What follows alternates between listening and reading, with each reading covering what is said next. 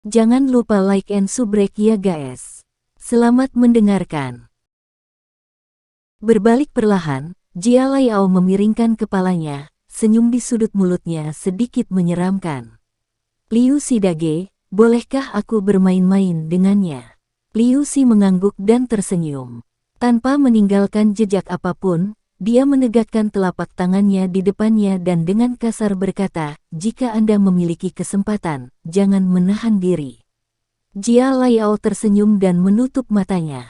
Kata-kata Liu Xi tiba-tiba mendorongnya untuk mengingat percakapan rahasia pribadi yang dia lakukan dengan Jia Laibi.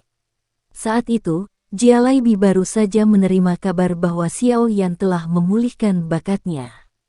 Setelah hening lama sambil memasang wajah suram, Jia Laibi menggunakan suara yang sangat serius dan dingin saat dia akhirnya berbicara dengan Jia Laiao. Jika anak laki-laki itu menerima tantangan Anda tidak boleh menunjukkan belas kasihan. Akan lebih baik jika Anda bisa membunuhnya di tempat. Bahkan jika Anda tidak mampu, melumpuhkannya juga akan membantu klan Jia Lai menyingkirkan musuh yang berpotensi menakutkan. Petik 2. Berangsur-angsur mengingat suara muram dan dingin yang digunakan ayahnya untuk menyampaikan pesan tersebut, senyum di wajah Jia Laiao menjadi semakin menyeramkan. Matanya yang mengerikan menatap Xiao Yan yang tenang di kejauhan. Dia merasakan firasat bahwa pemuda jenius itu akan dibunuh dengan tangannya sendiri. Keyakinan Jia Laiao berawal dari kekuatannya sendiri. Selain posisi bintang 3 doze, metode Qi yang telah dia latih adalah elemen angin suan tinggi, nyanyian badai. Menambahkan beberapa teknik Do yang dia tahu, dia sudah bisa menang dalam tantangan melawan doze bintang 5. Dibandingkan dengan dia, meskipun bakat Xiao Yan kembali hanya 8 duan Qi di Coming of Age Ceremony. Bahkan jika kekuatannya sekali lagi meningkat selama periode ini, tidak mungkin bagi Xiao Yan untuk melampauinya. Mengenai hal ini, Jia Laiao memiliki keyakinan mutlak. Di seluruh jalan, Jia Laiao bukanlah satu-satunya orang yang berpikir bahwa Xiao Yan tidak memiliki kesempatan untuk menang. Bahkan tentara bayaran yang mengamati dan Xiao Yu sama-sama berpikir bahwa terlepas dari seberapa luar biasa bakat Xiao Yan, celah di peringkat keduanya bukanlah sesuatu yang bisa diabaikan siapapun. Bukankah bajingan kecil ini biasanya cerdik? Mengapa dia jatuh cinta pada provokasi rendahan orang itu? Melihat Xiao Yan yang memiliki batang logam di tangannya, wajah Xiao Yu menjadi suram. Melangkah ke depan, dia dengan kejam memarahi untuk melindungi Xiao Yan. Kapan kamu menjadi seseorang yang tidak tahu batasannya? Mengetahui bahwa Anda tidak bisa menang, mengapa Anda menerima tantangan itu? Apakah kamu lelah hidup? Petik 2. Menerima teguran-teguran dari Xiao Yu, Xiao Yan hanya mengangkat bahu dan tersenyum, kami bahkan belum mulai berkelahi. Sulit untuk mengatakan siapa yang lelah hidup. Petik 2. Kamu, melihat Xiao Yan yang keras kepala, Xiao Yu dengan kejam menginjak kakinya. Kakinya yang panjang dan seksi melompat ke depan, menghalangi dia. Selanjutnya, dia mengayunkan cambuk hijaunya ke udara dan mengeluarkan suara terbelah. Biarkan aku bertarung menggantikanmu. Saya tahu potensi Anda besar tetapi itu adalah sesuatu untuk masa depan. Petik 2. Menghentikan kemajuan Xiao Yan. Melihat betapa fleksibelnya Xiao Yan dalam mengendalikan momentumnya, tentara bayaran berpengalaman di sekitarnya segera berseru kagum. Pada saat tubuhnya berhenti, batang logam di tangan Xiao Yan dilepaskan dan dilanjutkan ke depan. Sama seperti anak panah yang dilepaskan, itu ditembakkan ke arah kepala Jia Laiao. Melihat batang logam terbang ke arahnya, Jia Laiao tersenyum jijik. Dengan membalikkan tangan dengan doki hijau yang mengapung, udara di depannya menjadi bergejolak dan beberapa badai hijau kecil muncul. Setelah melewati beberapa badai kecil, kekuatan batang logam itu dengan mudah dihilangkan. Kehilangan kekuatannya, batang logam itu jatuh ke tanah setengah meter dari Jia Laiao dengan benturan yang jelas dan keras. Mengamati serangan Xiao Yan yang dengan mudah diatasi, orang-orang di sekitarnya tidak bisa menahan nafas. Jia Laiao, yang memiliki skill level tinggi sepertinya tidak terkalahkan. Tinju di udara membawa suara angin yang menusuk sementara tekanan angin yang sangat besar dari teknik tersebut meniup kembali sampah di tanah di sebelah Xiao Yan. Sedikit menyempitkan matanya, merasakan tekanan angin kencang yang bertabrakan, kulit Xiao Yan secara bertahap berubah menjadi kuburan. Tubuhnya, setelah hening beberapa saat, tiba-tiba berbalik. Kaki kanannya menginjak dengan kuat ke dinding dengan kekuatan yang sangat besar, meninggalkan jejak sedalam setengah inci. Menggunakan kekuatan balasan dinding, tubuh Xiao Yan berputar-putar di udara dan kaki kanannya melengkung menjadi busur aneh. Pada saat ini, kaki fleksibelnya tampak sekeras baja. Ledakan oktan. Mengerucutkan bibirnya, wajah Xiao Yan terasa dingin. Kaki kanannya di udara akhirnya menyimpan kekuatan yang cukup dan di bawah tatapan orang banyak, itu bertemu dengan tinju Jia Laiao yang mendekat dan membuat ledakan saat bersentuhan. Jangan sombong hanya karena kamu bintang 3 Doze. Pada saat kaki dan tinju bentrok, doki kuning meluncur dari kaki kanan Xiao Yan dengan suara ringan, membuat wajah Jia Laiao tiba-tiba berubah. Bang! Tinju dan kaki bertabrakan saat guntur teredam muncul dari titik kontak. Kaca. Tepat pada saat bersentuhan, suara tulang patah menembus udara.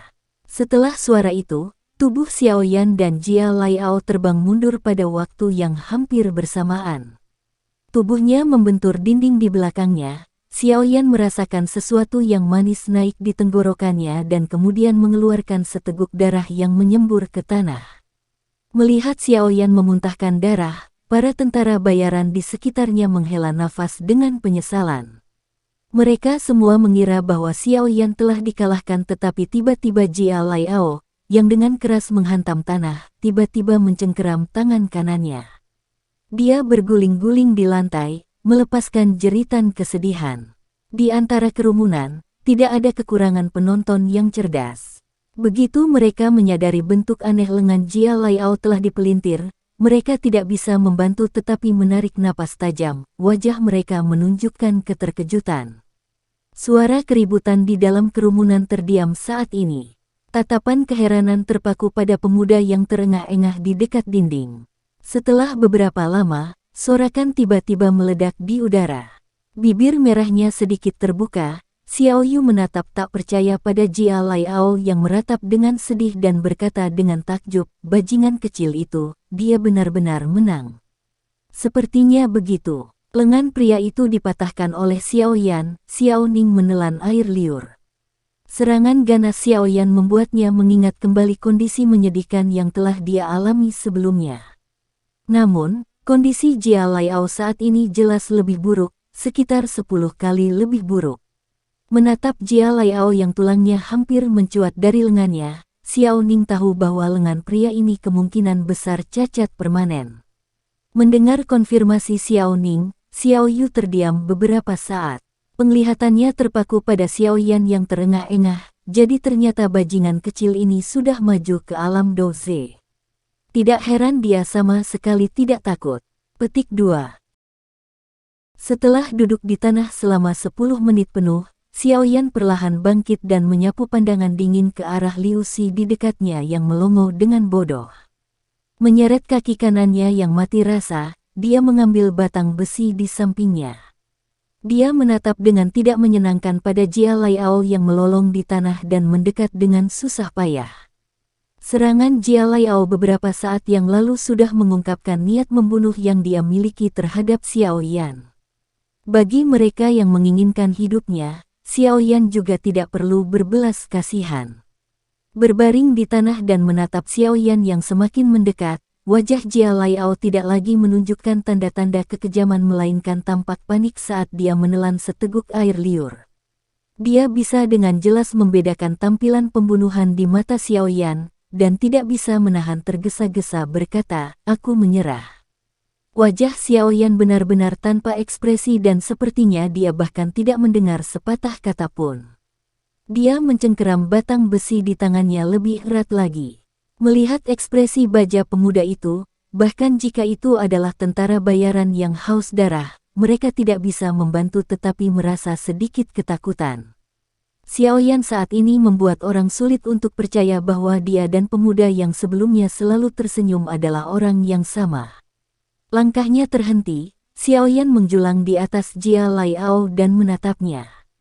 Dia tiba-tiba menyeringai tapi senyum penuh yang memamerkan gigi putih mutiara itu membuat hati Jia Laiao menjadi dingin. Baru sekarang dia menyadari bahwa pemuda yang biasanya setenang domba ini, sebenarnya memiliki hati yang bahkan lebih kejam darinya. Mati, dasar sampah. Tertawa ringan, pupil hitam pekat Xiaoyan tiba-tiba memancarkan niat membunuh yang lebih tajam dan batang besi hitam di tangannya bersiul dengan keras di udara untuk menabrak kepala Jia Laiao. Menatap Xiaoyan tanpa ampun, wajah Jia Laiao menjadi putih, ekspresi ketakutan menyelimuti wajahnya. Di jalan, para pengamat secara spontan menghirup udara dingin saat menyaksikan Jia Laiao hendak dibunuh. Langkah menentukan Xiaoyan menyebabkan banyak orang mengubah pendapat mereka tentang dia. Xiaoyu membuka mulutnya yang merah dan lembab saat seluruh tubuhnya membeku di tempat. Karakter Xiaoyan yang kejam dan tegas telah benar-benar membalikkan citra lembutnya tentang dirinya. Dia tidak pernah menyangka bahwa anak laki-laki yang biasanya dia lawan dan marah dengannya bisa mempraktikkan kekejaman dengan keakraban seperti itu. Tatapan semua orang mengikuti batang logam di tangan Xiaoyan. Namun, ketika batang logam itu berjarak setengah meter dari kepala Jia Laiao, tiba-tiba terdengar suara keras yang seperti guntur. Di jalan, seseorang tiba-tiba memanggil, anak nakal dari klan Xiao, tujuan tantangan adalah untuk belajar dari satu sama lain. Anda benar-benar berani menjadi begitu brutal. Petik 2. Mendengar jeritan marah, Xiaoyan menyipitkan matanya, ujung mulutnya melengkung menjadi senyuman dingin. Bukannya berhenti, batang logam di tangannya malah menabrak ke bawah dengan kekuatan yang lebih ganas. Minggir, tindakan Xiaoyan jelas telah mengipasi api orang yang berteriak. Dengan kutukan, energi angin yang sangat tajam dilepaskan, bersiul ke depan. Seperti kilat hijau, itu memotong tengah batang logam Xiaoyan dan seketika, batang logam yang keras dan keras dipotong dengan rapi menjadi dua udara. Wajah Xiaoyan berubah saat batang logam itu dipecah menjadi dua. Dengan mengatupkan giginya, Xiaoyan ingin dengan kejam menusuk sisa batang logam yang tersisa ke tenggorokan Jia Laiao saat angin hijau kembali menerpa. Tekanan kuat dari angin justru menyebabkan Xiaoyan kesulitan bernapas. Mengecilkan matanya, dia menggunakan semua kekuatannya untuk menembus ke depan dengan batang logam.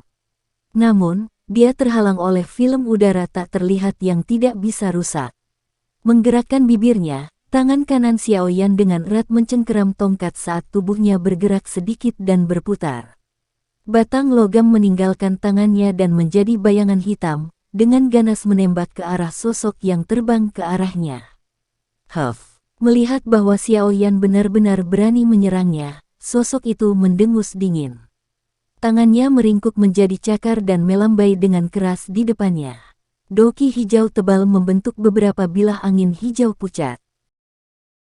Pucat, anak nakal. Setelah mematahkan lengan anak saya, Anda bisa melupakan pergi dengan selamat. Jia Laibi turun dari tanah. Seperti angin, dia dengan aneh muncul di atas Xiaoyan. Ekspresi jahat melintas di wajahnya. Tinjunya sangat kencang dan doki hijau yang bergolak dengan cepat berkumpul menjadi pusaran besar. Sampah. Anda bahkan menggunakan teknik do tingkat Suan. Dasar anjing tua. Kamu telah membuat malu seluruh klan Jia Lai.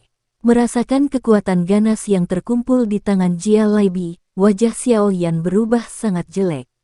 Diam-diam, dia mulai menarik cincin hitam di jarinya. Tak jauh dari sana, wajah Sun Er berubah saat melihat bahaya Xiaoyan. Perlahan-lahan menarik napas, api kemasan muncul di matanya yang jernih. Dalam sekejap mata, emas pucat Doki mulai memancarkan energi agresif. Yang mengerang, berbalik dan pergi. Saat dia melewati Liu Si dan menyadari sikap kaget dan tidak bisa berkata-kata, kemarahan dalam dirinya meningkat sekali lagi.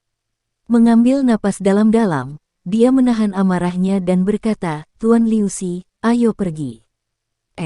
Wanita itu, Liu Si dengan enggan menatap Sun Er di dekatnya. Dengan mata berkedut, Jia Laibi siap membunuh, di sana dan kemudian, idiot yang pikirannya hanya dipenuhi wanita. Dia mengencangkan tinjunya. Setelah beberapa saat, dia memaksakan dirinya untuk memasang senyuman yang mengerikan. Mengenai masalah ini, kita akan membahasnya lebih lanjut setelah kembali ke rumah. Baiklah. Melihat rasa sakit di wajah Jia Laibi, Liu Si hanya bisa menganggukkan kepalanya dengan enggan. Tatapannya sekali lagi menyapu Sun Er sebelum dengan enggan meninggalkan pasar bersama Jia Laibi. Melihat Jia Laibi yang tampak memalukan dan kelompoknya keluar kota dengan matanya, Xiao Zhan tertawa dingin. Tatapannya menyapu sekelilingnya sebelum berbalik dan menghadap Xiao Yan, yang memiliki tetesan darah di sudut mulutnya. Tatapannya lembut saat dia menepuk bahu yang terakhir. Mengisap bibirnya, dia dengan menyesal berkata, seranganmu tidak cukup ganas. Jia Laibi hanya memiliki satu putra dan hari ini, jika Anda mengebiri dia, Jia Laibi akan menjadi gila. Jika itu terjadi, 3 tetua yang bersembunyi di luar akan punya alasan untuk membunuhnya. Zeze, sungguh kesempatan yang sia-sia. Petik 2. Mendengar ini, Xiao Yan tercengang. Dia tidak bisa membantu tetapi memutar matanya. Di sisi lain, wajah Sun Er dan Xiao Yu menjadi merah karena kata-kata kotor saat mereka berdiri di satu sisi. Mendengarkan kata-kata Xiao Zhan, tentara bayaran di sekitarnya merasa kepala mereka mati rasa. Tidak heran putranya begitu kejam, ayahnya bahkan lebih kejam. Sekian dulu ya guys. Terima kasih sudah mendengarkan, bye-bye.